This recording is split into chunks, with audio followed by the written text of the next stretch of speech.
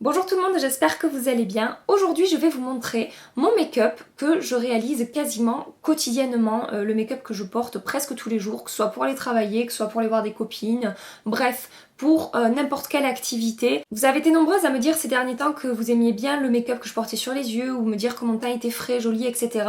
Et donc je me suis dit que c'était une bonne idée de vous montrer un petit peu comment est-ce que je réalisais mon go-to make-up du moment, ma routine make-up du moment. Sachez qu'en ce moment, ce que je fais beaucoup, peut-être parce que je prends moins le temps le matin de me maquiller, enfin je prends le temps mais je veux dire un petit peu moins que d'habitude, sûrement beaucoup plus que certaines personnes mais bref, je me comprends, c'est que j'utilise une seule palette pour faire mes yeux, mon teint. Je trouve ça vraiment pratique d'avoir une palette avec laquelle on va réaliser quasiment toutes les étapes de son maquillage. Ça permet en plus d'avoir quelque chose sur les yeux, d'assez assorti à ce qu'on va avoir sur le teint, etc. Enfin voilà, j'aime beaucoup faire ça en ce moment. Donc aujourd'hui je vais utiliser la Glitzy palette, mais je l'ai aussi fait beaucoup avec la Natural Face de chez Too Faced. Enfin voilà, c'est quelque chose que je fais souvent ces derniers temps, donc je vais vous montrer tout ça. Juste avant de passer à l'application du make-up, comme d'habitude, si vous avez apprécié cette vidéo et si vous avez passé un agréable petit moment en ma compagnie, pensez à la liker avant de partir. Et si vous êtes tout nouveau sur ma chaîne et que vous n'êtes pas encore abonné, tout d'abord, bienvenue à vous. J'espère que vous êtes content d'être ici parmi nous.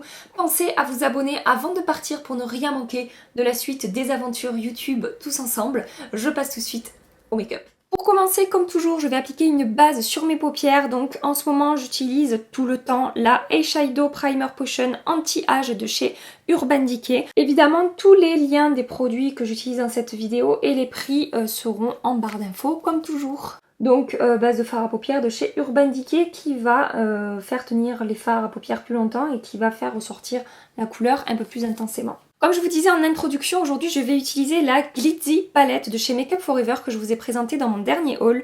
Donc il s'agit d'une palette visage. On a d'abord un grand miroir ici. Et on a deux poudres visage, on a deux bronzers, deux blushs et des highlighters. J'ai hésité avec cette palette quand j'ai vu cette teinte de bronzer en me disant bah ça va pas du tout aller par rapport à ma carnation. Et puis je me suis dit non, une fois de plus c'est une palette que je vais pouvoir utiliser pour mes yeux et pour mon teint. Et cette teinte pour mes yeux est absolument adaptée. Donc, ce que je vais faire d'abord c'est que je vais mélanger ces deux teintes et je vais venir poudrer la base en fait que j'ai appliquée. Ça va permettre au fard de s'estomper plus facilement et ça va unifier aussi ma paupière. Avec mon pinceau 73 de chez Sephora, je vais prendre cette teinte ici et je vais l'appliquer dans mon creux de paupière comme couleur de transition. Ça fait maintenant quelques jours que j'utilise cette palette. J'ai un défaut, je lui trouve un défaut et je suis un peu déçue par rapport à ça. C'est que cette teinte ici qui paraît quand même comme ça très grise, quand on la voit comme ça on a vraiment l'impression que c'est la teinte parfaite pour justement pour voilà créer des ombres, de la dimension, etc. Une fois qu'on l'applique sur la peau, en tout cas sur ma peau, c'est comme ça que ça ressort. Il va y avoir plus de sous-tons orange et rouge que ce qu'on peut voir en fait dans le boîtier. C'est pas aussi froid ici que ce qu'il y a sur mon œil.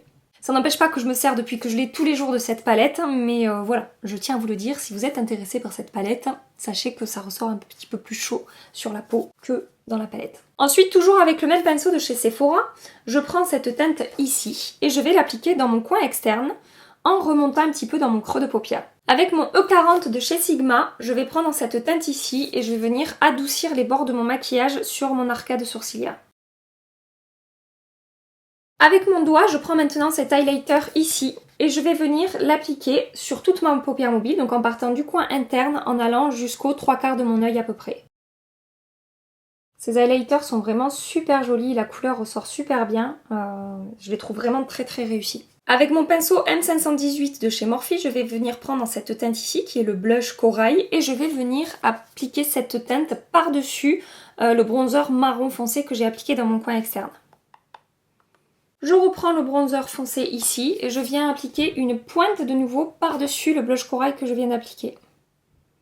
Et en fait, je vais faire ça jusqu'à obtenir la couleur vraiment que je veux. En fait, l'idée c'est que je veux qu'on voit cette couleur un petit peu corail, mais je veux pas que ce soit trop vif. Je veux que ce soit atténué en fait par le marron que je viens réappliquer en petites touches par-dessus.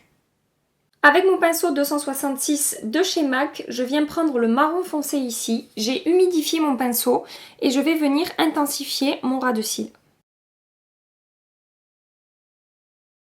Pour le mascara, j'ai pas mal utilisé ces derniers temps le Bad Gal Bang de chez Benefit que j'ai en format voyage. Je vous avoue qu'au début j'ai eu pas mal de difficultés à utiliser ce mascara dans le sens où la brosse, je la trouve beaucoup trop chargée quand elle sort du tube.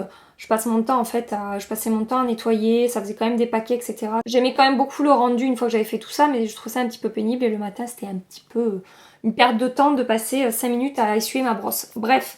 Et du coup, je l'ai un peu laissé tomber, je l'ai réutilisé ces derniers jours, il a un petit peu séché du coup, il est beaucoup plus facile à utiliser et j'aime beaucoup le résultat que j'obtiens avec ce mascara maintenant qu'il a un petit peu vieilli. Il va vraiment me faire des cils très longs, très courbés et il tient vraiment pas mal. De temps en temps, selon ce que j'ai fait dans la journée, si j'ai eu chaud ou quoi, je vais avoir quelques petites... comment dire, ça va un petit peu couler sur le dessous de mon sourcil, là sur mon arcade. Mais bon, ça me dérange pas plus que ça parce que vraiment vous allez voir que le rendu de mes cils est super joli.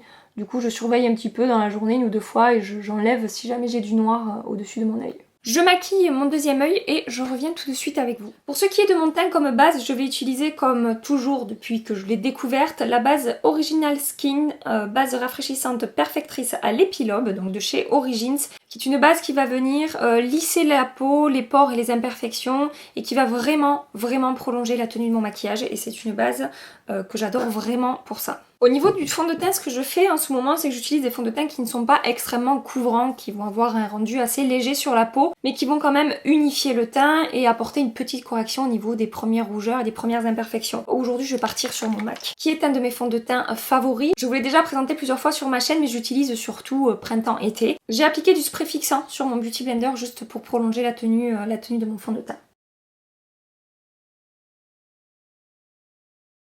Maintenant que mon teint est unifié, je vais passer à la correction précise de mes imperfections. J'ai quelques boutons en ce moment, tout simplement parce que j'ai très mal mangé ces derniers temps et que c'est absolument fatal pour moi quand je mange mal, c'est-à-dire un mauvais repas, un bouton. Je pense que je peux compter le nombre de mauvais repas que j'ai eu ces derniers jours. Voilà, c'est le nombre de boutons que je vais avoir sur mon visage. Donc du coup, ce que je fais, c'est que je prends mon Dermacol, qui est une crème de camouflage, un fond de teint ou crème de camouflage, comme vous voulez l'appeler. C'est un produit qui est extrêmement couvrant et donc je vais venir corriger très précisément, très localement les imperfections que je veux faire disparaître. Donc mon teint va rester léger, mais mes imperfections vont être camouflées. Je prends un petit pinceau de chez MAC, qui est le 211, qui est un petit pinceau pointu, très précis. Et je vais venir en fait, là il y en a une, elle est pas mal là. Je vais venir, on va rapprocher. En fait je vais venir déposer la matière sur mon imperfection. Je vous ai déjà montré comment je faisais, j'ai une vidéo où je vous montre comment est-ce que je camoufle mes imperfections. Et j'estompe au doigt en tapotant sans déplacer la matière. Je la fais fusionner avec ma peau, mais je n'étire pas la matière, je tapote par-dessus l'imperfection. J'ai des rougeurs en ce moment sur mon menton, donc je vais neutraliser ces rougeurs. Et je vais procéder ainsi sur tout mon visage, sur toutes les imperfections que je veux faire disparaître. Donc moi là pour mes imperfections j'ai utilisé le Dermacol parce que tout simplement je l'ai dans ma collection de make-up, j'avais fait une revue à son sujet. Je ne m'en sers pas comme fond de teint parce qu'il ne tient pas super bien sur ma peau mixte. Cependant comme correcteur en touche vraiment précise, il est très couvrant. Ce que je fais aussi des fois c'est que j'utilise mon Shape Tape de chez Tarte ou voilà je vais utiliser des anti-cernes qui sont assez couvrants et qui vont venir camoufler ces imperfections. Vous n'êtes pas obligé d'avoir ce produit là évidemment. Au niveau des cernes comme toujours ça change jamais quoi que je fasse. J'ai la même routine, j'applique mon correcteur Boeing de chez Benefit en teinte numéro 3. Ça va vraiment venir neutraliser en fait la couleur bleu-violette de mes cernes. Du coup quand je viens appliquer mon anti-cerne après par-dessus, voilà mes cernes ressortent encore moins que si je n'avais pas appliqué ce produit. Je viens de me rendre compte que tous les produits là que je vais utiliser sont des produits de marque qui coûtent assez cher. À la fin de cette vidéo, quand j'aurai terminé totalement mon make-up, je vous donnerai au mieux que je peux une alternative petit prix aux produits que j'ai utilisés sur mon visage aujourd'hui. Voilà, des produits que j'aime énormément, que vous aurez sûrement déjà vu passer sur ma chaîne, mais voilà, comme ça je ferai une sélection de produits que j'aime petit prix pour réaliser ce genre de make-up. Au niveau de mon anti-cerne, je vais utiliser mon Shape Tape de chez Tarte. Je mélange la teinte Light Medium et la teinte Light Sand. C'est un anti-cerne effectivement qui est très couvrant. Mais je trouve qu'avec une éponge et avec une dose vraiment très légère, je vais réussir à vraiment bien neutraliser mes cernes, mais en même temps je vais pas avoir du tout d'effet trop intense sous les yeux par rapport à mon fond de teint. J'arrive vraiment à avoir quelque chose quand je diffuse bien la matière et quand je n'utilise pas beaucoup. J'arrive vraiment à avoir quelque chose qui va être assez léger sous les yeux, mais en même temps qui va être quand même assez pigmenté pour camoufler mes cernes. Pour poudrer mon anti-cerne, comme toujours, je vais utiliser ma Ambient Lighting Powder de chez Hourglass. Ça va venir fixer mon anti-cerne et en même temps, ça ne va absolument pas plomber mon dessous d'œil. Ça va vraiment garder la lumière et ça ne va pas marquer mes cernes. J'utilise cette poudre lumineuse car quand j'utilise des poudres mates, ça a tendance à faire ressortir le côté foncé de mes cernes. Et je vais également appliquer cette poudre sur le haut de mes pommettes comme un highlighter. Évidemment, sous mon œil, j'en applique très peu. Je tape bien mon pinceau avant de l'appliquer sous mon œil pour pas qu'il y ait un effet trop lumineux non plus. Par contre, quand je l'applique en highlighter, j'en applique évidemment un petit peu plus que sous mon œil. Pour poudrer le reste de mon teint, je vais utiliser ma poudre de chez Hourglass que je vous ai présentée récemment. Il s'agit de la Veil poudre fixante translucide. Je n'ai pas encore assez testé pour vous dire vraiment ce que j'en pense. Je suis en cours de test, c'est plutôt positif. La seule chose que je peux vous dire pour l'instant, c'est qu'à la base, je pensais que cette poudre serait un petit peu plus lumineuse que ce qu'elle est. Voilà, je pensais vraiment que c'était effectivement une poudre pour translucide, pour fixer le maquillage, etc. Mais qu'elle allait avoir un rendu un peu plus glowy que ce qu'elle a. Donc ça ne veut pas dire que je suis déçue, qu'elle est nulle ou quoi que ce soit. C'est une poudre qui va effectivement dégager de la lumière, comme vous pouvez le voir.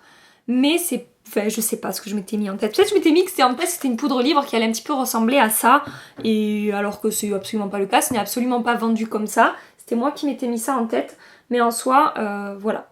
Le rendu est vraiment ultra naturel. Il y a une jolie lumière, ne regardez pas là puisque j'ai appliqué de la lumière, mais sur mon front et sur le reste de mon visage. Elle est vraiment très très belle. Il y a un glow naturel qui se dégage.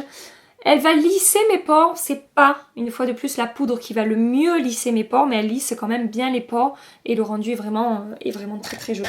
Pour terminer de poudrer mon teint, je vais mélanger ces deux poudres ici, toujours avec le même pinceau, et je vais appliquer légèrement ces poudres qui sont plus matifiantes sur ma zone T.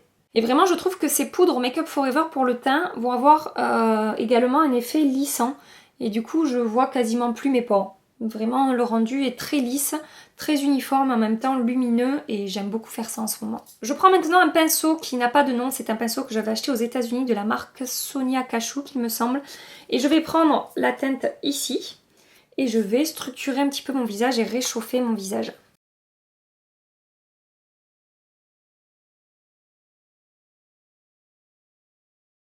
Tout à l'heure, je vous ai dit que la teinte était plus chaude en réalité que dans la palette. Du coup, je ne vais pas l'utiliser pour faire du contouring, je vais vraiment l'utiliser comme bronzer. Je prends maintenant mon Beauty Blender et je vais venir prendre cet highlighter ici et je vais l'appliquer sur le haut de mes pommettes pour apporter de la lumière à mon maquillage. Alors là, sachez que ce sont des highlighters qui sont vraiment très intenses, ils sont vraiment très beaux, hein. Je les ai utilisés tous les trois et vraiment la qualité de ces poudres est vraiment très très bonne dans cette palette. Avec mon pinceau M509 de chez Morphe, je vais venir prendre ce blush corail ici et je vais l'appliquer sur mes pommettes. Donc sachez que ce sont des produits qui sont très pigmentés. Il vaut mieux avoir la main légère, hein, je vous le dis. Pour terminer mon dessous d'œil avec mon 230 de chez Zoeva, je vais prendre cette teinte ici et je vais l'appliquer au niveau de mon ras de cils inférieur. Avec le même pinceau, je vais prendre le bronzer plus foncé ici et je vais l'appliquer au niveau de mon ras de cils inférieur, mais en restant plutôt au coin externe. Avec mon pinceau 237 de chez Zoeva, je vais prendre l'highlighter ici et je vais l'appliquer dans mon coin interne. J'applique du mascara au ras de cils. Et enfin, pour terminer ce maquillage, au niveau des lèvres, en ce moment, j'applique des teintes assez fraîches, assez printanières, on va dire. Aujourd'hui, je vais appliquer l'eau à lèvres de chez Clarins que je vous ai présenté dans mon dernier haul. Vous avez été nombreuses à me demander de vous faire un retour par rapport à cette eau à lèvres. Donc ça fait plusieurs jours que je l'utilise. Alors ce que je peux vous dire, c'est que au niveau de l'application, ce qui est sympa, c'est qu'on peut avoir vraiment quelque chose de très léger, vraiment une toute petite couleur lèvres mordues sur les lèvres. Ou alors on peut vraiment mettre plusieurs couches, ce qui va intensifier vraiment la couleur et le rendu de ce rouge à lèvres. Donc ça, je trouve ça très sympa. L'application, je la trouve pas super facile, on est vraiment sur quelque chose de très liquide. Comme vous pouvez le voir au moment où je l'applique, il faut vraiment que je me concentre, que je sois vraiment très délicate par rapport à mon contour de lèvres, etc. Donc voilà, je trouve pas forcément très simple à appliquer. C'est personnel, hein, comme d'habitude, c'est moi qui rencontre cette difficulté-là avec ce produit. Au niveau du rendu, vous allez le voir, on est sur quelque chose de complètement mat. Ça va vraiment déposer en fait une eau teintée qui va se figer sur les lèvres. Ça porte très bien son nom, une eau teintée, parce que c'est vraiment ça. Et donc quand on applique plusieurs couches, comme vous pouvez le voir, on arrive vraiment à avoir quelque chose de flashy, de peps, de vraiment très frais. Sachez qu'il existe plusieurs teintes dans cette laque à lèvres. Moi je suis en teinte 03. Pour ce qui est de la tenue, c'est plutôt pas mal, c'est-à-dire que là, maintenant que je l'ai appliqué pendant 3-4 heures, je vais pas avoir besoin de faire de retouches, mais je peux pas dire que c'est du 8 heures d'affilée non-stop. Ça a tendance petit à petit à s'effacer au centre des lèvres en fait. Donc dans la journée, je vais avoir besoin de faire 1 ou 2 retouches pour vraiment avoir quelque chose d'uniforme tout au long de la journée. C'est pas quelque chose qui va vraiment rester en place sans bouger. Au niveau du confort, c'est très confortable sur les lèvres, c'est ultra fin. Je trouve qu'il y a vraiment pas d'effet de matière. Il y en a une d'entre vous qui m'a dit qu'elle trouvait que c'était collant. Je trouve pas ça collant du tout. Je ne rencontre pas ce problème-là avec cette eau à lèvres.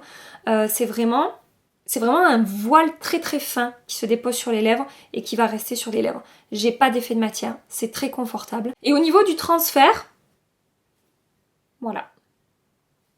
On est sur du sans transfert. Ça n'empêche pas que ça va bouger un petit peu au centre des lèvres au bout de quelques heures.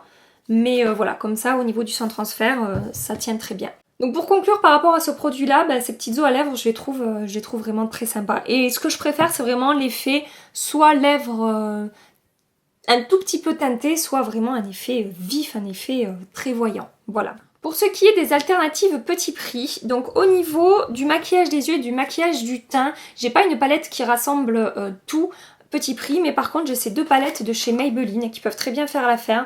Donc j'ai la Master Blush et la Master Bronze. Voilà, vous pouvez très bien réaliser un maquillage des yeux avec cette palette et également bronzer, highlighter. Et certaines teintes peuvent également faire office de creux de paupières ou voilà, si vous voulez un maquillage un petit peu rosé, ça fonctionne aussi avec cette palette. Donc voilà, moi c'est l'alternative que je vous donne au niveau palette teint et yeux. Pour ce qui est des poudres pour le visage, petit prix, je vous conseille soit la Coty Air Spoon, soit la RCMA No Color Powder. Ce sont des poudres que je vous ai déjà présentées sur ma chaîne, petit prix que j'aime énormément. Au niveau de l'anti-cerne, évidemment, l'effaceur yeux de chez Maybelline, qui est un anti-cerne que j'aime beaucoup. Hein, on peut le voir, le machin est complètement vide. Et au niveau du fond de teint, le Dream Caution de chez Maybelline qui va avoir une couvrance modulable, légère à moyenne avec un rendu lumineux et très naturel.